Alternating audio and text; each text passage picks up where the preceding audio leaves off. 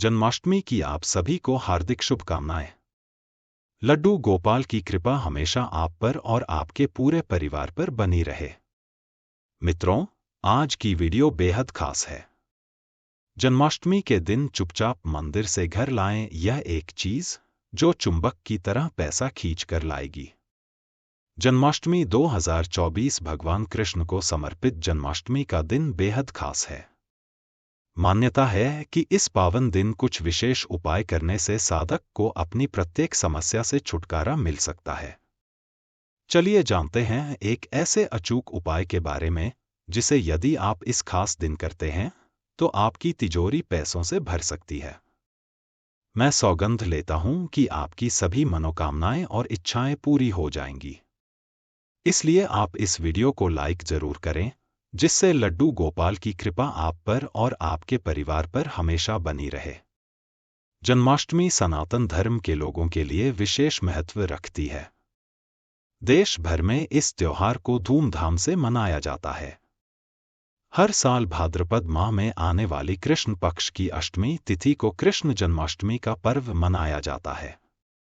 मान्यता है कि इस पावन दिन आधी रात को भगवान विष्णु ने अपने 8वें अवतार कृष्ण जी के रूप में जन्म लिया। जन्माष्टमी के दिन भगवान कृष्ण की विधिपूर्वक पूजा करना शुभ माना जाता है। हालांकि आज हम एक ऐसा उपाय बताने जा रहे हैं जिसे यदि आप इस पावन दिन चुपचाप करते हैं तो निश्चित ही आपको पैसों की कमी से छुटकारा मिल सकता है। इसके साथ ही आपके घर परिवार में सुख, शांति, खुशहाली, समृद्धि और धनधान्य में बढ़ोतरी होगी। हम भी इस उपाय को जरूर करते हैं और हमारे घर की एक मनोकामना पूरी हो जाती है। अगर आप इस वीडियो को पूरा देखते हैं तो आपको लाभ होगा। आप सभी को हम बता दें कि आपकी सभी दुख, दर्द और कष्टों का अंत हो जाएगा। इसीलिए आप सभी से हाथ जोड़कर महायोग टीवी चैनल का अनुरोध है कि आप इस वीडियो को पूरा देखें और हर एक माताएं और बहनें जिन्हें घर में समस्याएं और दिक्कतें बनी रहती हैं, इस वीडियो को जरूर शेयर करें। माताएं और बहनें, आपको हम यह भी बता दें कि हम इस उपाय को वीडियो के अंत में बताएंगे। उससे पहले हम आपको यह जानकारी देंगे कि जन्माष्टमी कितनी तारीख को मनाई जाएगी और इससे जुड़ी अन्य महत्वपूर्ण बातें जो जानना आपके लिए बेहद जरूरी हैं, ताकि आप इस उपाय को सही समय पर कर सकें। अब जानते हैं कि जन्माष्टमी कब है। वैदिक पंचांग के अनुसार इस बार भाद्रपद मास में आने वाली कृष्ण पक्ष की अष्टमी तिथि का आरंभ 25 अगस्त को शाम 10:69 से हो रहा है, जिसका समापन अगले दिन सोमवार 26 अगस्त को शाम 10:45 बजे होगा। ऐसे में उदया तिथि के आधार पर जन्माष्टमी का व्रत 26 अगस्त 2024 को रखा जाएगा। जन्माष्टमी के दिन रात में पूजा का शुभ मुहूर्त देर रात 12:01 बजे से लेकर 12:45 बजे तक है। माताएं और बहनें, आपको हम यह भी बता दें कि कुछ बातें हैं जो हर एक माता और बहन को याद रखनी चाहिए। इन बातों को ध्यान में रखकर आप जन्माष्टमी के दिन किए गए उपायों से अधिक लाभ प्राप्त कर सकते हैं। गलतियां होती हैं जो हमारी हर एक बहन कर देती है, पर इन गलतियों को भूलकर भी नहीं करनी चाहिए। ऐसा करने से पूजा का कोई फल नहीं मिलता और लड्डू गोपाल भी आपसे नाराज हो जाते हैं, जिससे आपके जीवन में दुख, दर्द और कष्ट हमेशा बने रहते हैं। इसलिए आप सभी से हाथ जोड़कर निवेदन है कि ऐसी गलतियां आप भूलकर भी ना करें। अब आपको हम बताते हैं कि कौन सी ऐसी गलतियां हैं जो हर एक माता और बहन जन्माष्टमी के दिन कर देती हैं और जिनसे बचना चाहिए। काले वस्त्र पहनना। जन्माष्टमी के दिन काले वस्त्र नहीं पहनने चाहिए, क्योंकि यह अशुभ माना जाता है। इसके बजाय पीले या सफेद वस्त्र पहनने चाहिए जो शुभ माने जाते हैं। भोजन करना। जन्माष्टमी के दिन भोजन नहीं करना चाहिए क्योंकि यह व्रत का दिन होता है। व्रत रखने से भगवान कृष्ण की कृपा मिलती है और मनोकामनाएं पूरी होती हैं। शराब और मांस खाना। जन्माष्टमी के दिन शराब और मांस नहीं खाना चाहिए क्योंकि यह अशुभ माना जाता है। इसके बजाय सात्विक भोजन करना चाहिए, जैसे कि फल, सब्जियां और दालें। झूठ बोलना। जन्माष्टमी के दिन झूठ नहीं बोलना चाहिए, क्योंकि यह पाप माना जाता है। सच्चाई और ईमानदारी से बोलना चाहिए ताकि भगवान कृष्ण की कृपा मिले। चोरी करना, जन्माष्टमी के दिन चोरी नहीं करनी चाहिए, क्योंकि यह पाप माना जाता है। इसके बजाय दान और पुण्य करना चाहिए ताकि भगवान कृष्ण की कृपा प्राप्त हो। दुख पहुंचाना, जन्माष्टमी के दिन किसी को दुख नहीं पहुंचाना चाहिए, क्योंकि यह अशुभ माना जाता है। इसके बजाय सबकी मदद करनी चाहिए और सबको प्रेम करना चाहिए। अशुद्ध वस्तुओं का सेवन, जन्माष्टमी के दिन अशुद्ध वस्तुओं का सेवन नहीं करना चाहिए, क्योंकि यह अशुभ माना जाता है। इसके बजाय शुद्ध वस्तुओं का सेवन करना चाहिए, जैसे कि गंगा जल और तुलसी जल। व्यर्थ की बातें, जन्माष्टमी के दिन व्यर्थ की बातें नहीं करनी चाहिए, क्योंकि यह अशुभ माना जाता है। इसके बजाय भगवान कृष्ण की भक्ति करनी चाहिए और उनकी महिमा का गायन करना चाहिए। क्रोध करना, जन्माष्टमी के दिन क्रोध नहीं करना चाहिए, क्योंकि यह अशुभ माना जाता है। इसके बजाय शांति से जीवन जीना चाहिए और क्रोध को नियंत्रित करना चाहिए।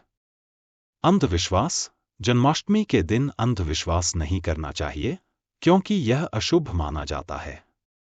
इसके बजाय विज्ञान और तर्क का पालन करना चाहिए और अंधविश्वास से दूर रहना चाहिए। दुर्भाग्य की बातें, जन्माष्टमी के दिन दुर्भाग्य की बातें नहीं करनी चाहिए, क्योंकि यह अशुभ माना जाता है। इसके बजाय शुभ और सकारात्मक बातें बोलनी चाहिए। निंदा करना, जन्माष्टमी के दिन किसी की निंदा नहीं करनी चाहिए, क्योंकि यह अशुभ माना जाता है। इसके बजाय सबकी प्रशंसा करनी चाहिए और सबको प्रेम करना चाहिए। स्त्री और पुरुष का एक साथ सोना, जन्माष्टमी के दिन स्त्री और पुरुष को एक साथ नहीं सोना चाहिए, क्योंकि यह अशुभ माना जाता है। इसके बजाय अलग अलग सोना चाहिए। दिन में सोना, जन्माष्टमी के दिन में सोना नहीं चाहिए, क्योंकि यह अशुभ माना जाता है। इसके बजाय रात में सोना चाहिए और दिन में जागरण करना चाहिए। बाल और दाढ़ी कटवाना, जन्माष्टमी के दिन बाल और दाढ़ी नहीं कटवानी चाहिए, क्योंकि यह अशुभ माना जाता है। इसके बजाय बाल और दाढ़ी को साफ रखना चाहिए। नाखून काटना, जन्माष्टमी के दिन नाखून नहीं काटने चाहिए, क्योंकि यह अशुभ माना जाता है। इसके बजाय नाखूनों को साफ रखना चाहिए। उधार देना, जन्माष्टमी के दिन किसी को उधार नहीं देना चाहिए, क्योंकि यह अशुभ माना जाता है। इसके बजाय दान करना चाहिए। लड़ाई करना, जन्माष्टमी के दिन किसी से लड़ना नहीं चाहिए, क्योंकि यह अशुभ माना जाता है। इसके बजाय शांति से जीवन जीना चाहिए और सबको प्रेम करना चाहिए। झूठे शपथ लेना, जन्माष्टमी के दिन झूठे शपथ नहीं लेने चाहिए, क्योंकि यह पाप माना जाता है। इसके बजाय सच्चाई और ईमानदारी से बोलना चाहिए। माताएं और बहनें, कुछ ऐसी कमियां भी होती हैं जो जन्माष्टमी के दिन करनी चाहिए। इन कार्यों को जरूर ही करें। इसके बाद हम जानेंगे कि वह कौन सा उपाय है जिसे जन्माष्टमी के दिन करना चाहिए। उससे पहले हम जान लेते हैं कि व्रत रखना चाहिए जन्माष्टमी के दिन व्रत रखना चाहिए, क्योंकि यह भगवान कृष्ण को प्रसन्न करने का एक तरीका है। व्रत रखने से व्यक्ति को शुद्धता और पवित्रता मिलती है। पूजा पाठ करना चाहिए, जन्माष्टमी के दिन पूजा पाठ करना चाहिए, क्योंकि यह भगवान कृष्ण को प्रसन्न करने का एक तरीका है। पूजा पाठ करने से व्यक्ति को भगवान कृष्ण की कृपा मिलती है। दान करना चाहिए, जन्माष्टमी के दिन दान करना चाहिए, क्योंकि यह भगवान कृष्ण को प्रसन्न करने का एक तरीका है। दान करने से व्यक्ति को पुण्य मिलता है। भजन कीर्तन करना चाहिए, जन्माष्टमी के दिन भजन कीर्तन करना चाहिए, क्योंकि यह भगवान कृष्ण को प्रसन्न करने का एक तरीका है। भजन कीर्तन करने से व्यक्ति को भगवान कृष्ण की कृपा मिलती है। श्रीमद् भागवत गीता का पाठ करना चाहिए, जन्माष्टमी के दिन श्रीमद् भागवत गीता का पाठ करना चाहिए, क्योंकि यह भगवान कृष्ण को प्रसन्न करने का एक तरीका है। श्रीमद् भागवत गीता का पाठ करने से व्यक्ति को ज्ञान और शांति मिलती है। भगवान कृष्ण की आरती करना चाहिए, जन्माष्टमी के दिन भगवान कृष्ण की आरती करना चाहिए, क्योंकि यह भगवान कृष्ण को प्रसन्न करने का एक तरीका है। भगवान कृष्ण की आरती करने से व्यक्ति को भगवान कृष्ण की कृपा मिलती है। शुद्ध और सात्विक भोजन करना चाहिए। जन्माष्टमी के दिन शुद्ध और सात्विक भोजन करना चाहिए क्योंकि यह भगवान कृष्ण को प्रसन्न करने का एक तरीका है। शुद्ध और सात्विक भोजन करने से व्यक्ति को शुद्धता और पवित्रता मिलती है। मंदिर में जाना चाहिए। जन्माष्टमी के दिन मंदिर में जाना चाहिए क्योंकि यह भगवान कृष्ण को प्रसन्न करने का एक तरीका है। मंदिर में जाने से व्यक्ति को भगवान कृष्ण की कृपा मिलती है। भगवान कृष्ण की पूजा करना चाहिए। जन्माष्टमी के दिन भगवान कृष्ण की पूजा करना चाहिए क्योंकि यह भगवान कृष्ण को प्रसन्न करने का एक तरीका है। भगवान कृष्ण की पूजा करने से व्यक्ति को भगवान कृष्ण की कृपा मिलती है। श्री कृष्ण की कथा सुनना चाहिए। जन्माष्टमी के दिन श्री कृष्ण की कथा सुनना चाहिए क्योंकि यह भगवान कृष्ण को प्रसन्न करने का एक तरीका है। श्री कृष्ण की कथा सुनने से व्यक्ति को ज्ञान और शांति मिलती है। चलिए अब हम आपको उपाय बता देते जो आपको जानना है कि जरूरी और खास है। माताएं बहनों, वीडियो को अभी तक आपने लाइक ना किया हो तो लाइक कर दो और कमेंट बॉक्स में एक बार और जाकर लिखें जय भगवान श्री कृष्ण ना जय लड्डू गोपाल की। चलिए जान लेते हैं जन्माष्टमी का अचूक उपाय। जन्माष्टमी के दिन भगवान कृष्ण को समर्पित मंदिर में जाएं। वहां जाकर भगवान कृष्ण की विधि पूर्वक पूजा करें और उन्हें खीर, फल फूल और मोर पंख का भोग लगाएं। पूजा करने के बाद कृष्ण जी के चरणों में चढ़ा हुआ फूल चुपचाप उठाकर अपने घर लेकर आ जाएं। घर में मौजूद तिजोरी में उस फूल को पीले रंग के कपड़े में बांध कर रख दें। इस उपाय से आपको भगवान कृष्ण और धन की देवी मां लक्ष्मी का विशेष आशीर्वाद प्राप्त होगा जिससे आर्थिक स्थिति मजबूत होगी। साथ ही मनोवांछित फल की भी प्राप्ति हो जाती है। मनुष्य की हर एक मनोकामना इच्छा पूरी हो जाती है। आपको यह उपाय जरूर करना है। बहुत लाभदायक और मंगलकारी माना जाता है। हम आपको ऐसे ही कुछ और भी उपाय बता देते हैं। अगर आप इस उपाय को नहीं कर पाते हैं तो आप इन उपायों को जरूर की करें, पर आपसे हाथ जोड़कर वीडियो को बीच में छोड़कर ना जाएं। अभी हम कुछ और भी आपको जानकारी बताएंगे जो आपको जानना बेहद ही खास और जरूरी है। जन्माष्टमी के दिन भगवान कृष्ण को प्रसन्न करने के लिए 10 उपाय अपनाए जा सकते हैं। व्रत रखना। जन्माष्टमी के दिन व्रत रखना चाहिए क्योंकि यह भगवान कृष्ण को प्रसन्न करने का एक तरीका है। व्रत रखने से व्यक्ति को शुद्धता और पवित्रता मिलती है। पूजा पाठ करना। जन्माष्टमी के दिन पूजा पाठ करना चाहिए क्योंकि यह भगवान कृष्ण को प्रसन्न करने का एक तरीका है। पूजा पाठ करने से व्यक्ति को भगवान कृष्ण की कृपा मिलती है। दान करना। जन्माष्टमी के दिन दान करना चाहिए क्योंकि यह भगवान कृष्ण को प्रसन्न करने का एक तरीका है। दान करने से व्यक्ति को पुण्य मिलता है। भजन कीर्तन करना। जन्माष्टमी के दिन भजन कीर्तन करना चाहिए क्योंकि यह भगवान कृष्ण को प्रसन्न करने का एक तरीका है। भजन कीर्तन करने से व्यक्ति को भगवान कृष्ण की कृपा मिलती है। श्रीमद् भागवत गीता का पाठ करना। जन्माष्टमी के दिन श्रीमद् भागवत गीता का पाठ करना चाहिए क्योंकि यह भगवान कृष्ण को प्रसन्न करने का एक तरीका है। श्रीमद् भागवत गीता का पाठ करने से व्यक्ति को ज्ञान और शांति मिलती है। भगवान कृष्ण की आरती करना। जन्माष्टमी के दिन भगवान कृष्ण की आरती करना चाहिए क्योंकि यह भगवान कृष्ण को प्रसन्न करने का एक तरीका है। भगवान कृष्ण की आरती करने से व्यक्ति को भगवान कृष्ण की कृपा मिलती है। शुद्ध और सात्विक भोजन करना। जन्माष्टमी के दिन शुद्ध और सात्विक भोजन करना चाहिए क्योंकि यह भगवान कृष्ण को प्रसन्न करने का एक तरीका है। शुद्ध और सात्विक भोजन करने से व्यक्ति को शुद्धता और पवित्रता मिलती है। मंदिर में जाना। जन्माष्टमी के दिन मंदिर में जाना चाहिए क्योंकि यह भगवान कृष्ण को प्रसन्न करने का एक तरीका है। मंदिर में जाना। भगवान कृष्ण की पूजा करना जन्माष्टमी के दिन महत्वपूर्ण है क्योंकि यह भगवान कृष्ण को प्रसन्न करने का एक तरीका है। भगवान कृष्ण की पूजा करने से व्यक्ति को भगवान कृष्ण की कृपा प्राप्त होती है। श्री कृष्ण की कथा सुनना। जन्माष्टमी के दिन श्री कृष्ण की कथा सुनना चाहिए क्योंकि यह भगवान कृष्ण को प्रसन्न करने का एक तरीका है। श्री कृष्ण की कथा सुनने से व्यक्ति को ज्ञान और शांति मिलती है। तुलसी की पूजा करना। जन्माष्टमी के दिन तुलसी की पूजा करनी चाहिए क्योंकि यह भगवान कृष्ण को प्रसन्न करने का एक तरीका है। तुलसी की पूजा करने से व्यक्ति को शुद्धता और पवित्रता मिलती है। गाय की पूजा करना। जन्माष्टमी के दिन गाय की पूजा करनी चाहिए क्योंकि यह भगवान कृष्ण को प्रसन्न करने का एक तरीका है। गाय की पूजा करने से व्यक्ति को पुण्य प्राप्त होता है। श्री कृष्ण के मंत्रों का जाप करना।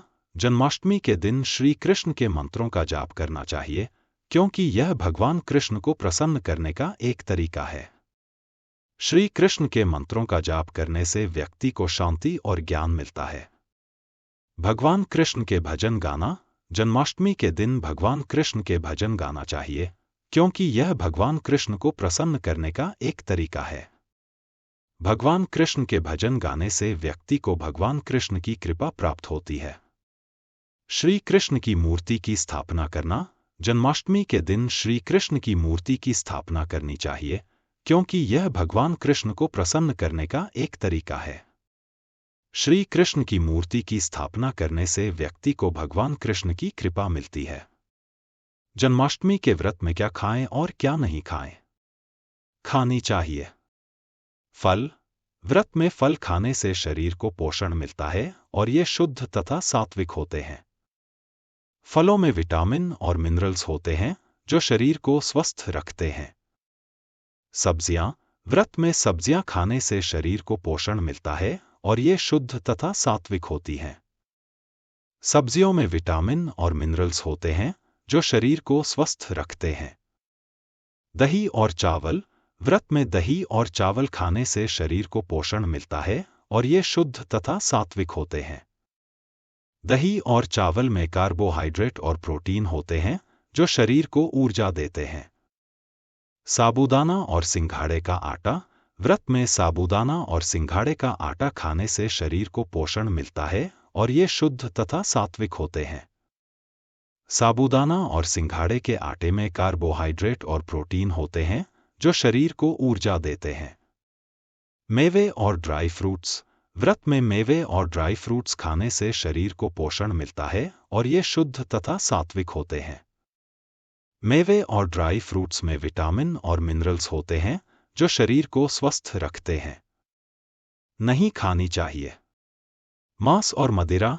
व्रत में मांस और मदिरा नहीं खानी चाहिए, क्योंकि ये अशुद्ध और तामसिक होते हैं और व्रत की शुद्धता को भंग करते हैं।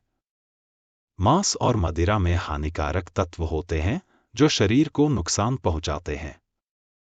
प्याज और लहसुन। व्रत में प्याज और लहसुन नहीं खाने चाहिए, क्योंकि ये अशुद्ध और तामसिक होते हैं और व्रत की शुद्धता को भंग करते हैं। प्याज और लहसुन में हानिकारक तत्व होते हैं जो शरीर को नुकसान पहुंचाते हैं। बेसन और गेहूं।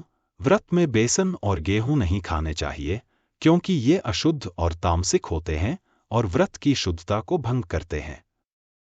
बेसन और गेहूं में हानिकारक तत्व होते हैं जो शरीर को नुकसान पहुंचाते हैं। चावल और दालें। व्रत में चावल और दालें नहीं खानी चाहिए, क्योंकि ये अशुद्ध और तामसिक होते हैं और व्रत की शुद्धता को भंग करते हैं। चावल और दालों में हानिकारक तत्व होते हैं जो शरीर को नुकसान पहुंचाते हैं। अगर आपने अभी तक वीडियो को पूरा नहीं देखा है तो जानना भी बेहद जरूरी है कि जन्माष्टमी का व्रत क्यों रखा जाता है, और यह कथा हर एक सुहागन को जरूर सुनाई जानी चाहिए। माना जाता है कि जो सुहागिन इस कथा को सुनती है उसके जीवन में कभी कोई संकट नहीं आता और उसकी हर मनोकामना पूरी हो जाती है। इसलिए आप इस कथा को अवश्य सुनाएं। जन्माष्टमी की पौराणिक कथा के विभिन्न आकर्षक पहलू। मथुरा उत्तरी भारत का एक प्रमुख शहर और श्री कृष्ण की जन्मस्थली है, जिस पर राजा उग्रसेन का शासन था। राजा उग्रसेन यादव समुदाय से संबंधित थे और एक महान राजा माने जाते थे जिन्हें उनकी प्रजा बहुत प्यार करती थी। उनके 2 बच्चे थे, एक बेटा कंस और एक बेटी देवकी। कंस स्वभाव से क्रूर था। उसने अपने पिता को जेल में डाल दिया और जबरदस्ती मथुरा का राजा बन गया। उसकी दुष्टता की कोई सीमा नहीं थी। हालांकि कंस कठोर हृदय का था, लेकिन वह अपनी बहन देवकी और जीजा वासुदेव के प्रति बेहद प्यार करता था और उसने अपनी बहन का विवाह अपनी सेना के एक उच्च पदस्थ अधिकारी वासुदेव से कर दिया। हालांकि विवाह के दिन एक दिव्य भविष्यवाणी के परिणामस्वरूप यह सुनने को मिला कि देवकी की 8वीं संतान उसे मारने के लिए पैदा होगी। कंस ने अपनी बहन को मारने का फैसला किया। वासुदेव के अनुरोध पर उसने उन दोनों को कालकोठरी में डाल दिया और उन्हें इस वादे के साथ जीने दिया कि वे अपने सभी बच्चों को कंस को सौंप देंगे, लेकिन कंस उन्हें मार डालेगा। बलराम का जन्म कंस को देवकी और वासुदेव के सभी 6 नवजात शिशुओं को मारने में सफल रहा। हालांकि 7वें बच्चे को दैवीय हस्तक्षेप से बचा लिया गया, क्योंकि वह बच्चा देवकी के गर्भ से वासुदेव की दूसरी पत्नी रोहिणी के गर्भ में स्थानांतरित हो गया था। इस प्रकार कृष्ण के बड़े भाई बलराम का जन्म हुआ, लेकिन कंस ने सोचा कि देवकी का गर्भपात हो गया है। कृष्ण का जन्म, देवकी की 8वीं संतान भगवान कृष्ण के जन्म के बाद नाटकीय घटनाओं की एक श्रृंखला शुरू हुई। बच्चे के जन्म के तुरंत बाद, मानो चमत्कार से, दंपत्ति की रक्षा करने वाले सभी सैनिक सो गए और कालकोठरी के द्वार अपने आप खुल गए। वासुदेव ने बच्चे को एक टोकरी में सुरक्षित रूप से अपने मित्र नंद के पास गोकुल ले जाने का फैसला किया। चूंकि भारी बारिश हो रही थी और यमुना नदी उफान पर थी, वासुदेव को डर था कि अगर वह नदी पार करने की कोशिश करेंगे तो वे और उनका बच्चा दोनों डूब जाएंगे। हालांकि जैसे ही शिशु के पैर नदी पर पड़े, पानी का प्रवाह सामान्य हो गया और वासुदेव आसानी से नदी पार करने में सक्षम हो गए। भगवान विष्णु के 5 सिर वाले नाग शेष नाग ने अपने तीखे फन से बच्चे की रक्षा की। वासुदेव जानते थे कि उनका बच्चा कोई साधारण बच्चा नहीं बल्कि एक दिव्य प्राणी है। अपने बच्चे को अपने प्रिय मित्र नंद को सौंपने के बाद वासुदेव एक बालिका के साथ सुरक्षित वापस लौट आए और किसी को भी इस बारे में पता नहीं चला। योगमाया की भविष्यवाणी, 8वें बच्चे के जन्म की खबर सुनकर कंस ने लड़की को मारने के लिए दौड़ लगाई। उसने लड़की को छोड़ देने की देवकी की विनती पर कोई ध्यान नहीं दिया। उसने बच्ची को उसके पैरों से पकड़ लिया और जैसे ही वह उसे दीवार पर पटकने वाला था, लड़की हवा में गायब हो गई और कंस को बताया कि उसका वध करने वाला पैदा हो चुका है और गोकुल में सुरक्षित है। वह बच्ची कोई और नहीं बल्कि योगमाया, एक दिव्य भ्रम थी। 8वां बच्चा गोकुल में यशोदा और नंद के बेटे के रूप में बड़ा हुआ और बाद में उसने अपने मामा कंस को मार डाला, जिससे मथुरा के लोग उसके अत्याचार से मुक्त हो गए। माता और बहनों, अगर आपने इस वीडियो को पूरा देखा है तो आप सभी का धन्यवाद। यदि आपको यह वीडियो अच्छा लगा है तो कृपया इसे शेयर करें और हर एक माता बहन तक पहुंचाएं ताकि यह जानकारी भारत के हर कोने में पहुंचे। माताएं और बहनों, आप सभी को हम बताना चाहते हैं कि इस चैनल के माध्यम से बताई गई वीडियो विशेष और ज्ञानवर्धक होती हैं। इसलिए कृपया इस वीडियो पर कमेंट करें और इसे अपने स्टेटस पर भी लगाएं ताकि सभी को इतनी ज्ञानवर्धक जानकारी प्राप्त हो सके। धन्यवाद वीडियो देखने के लिए।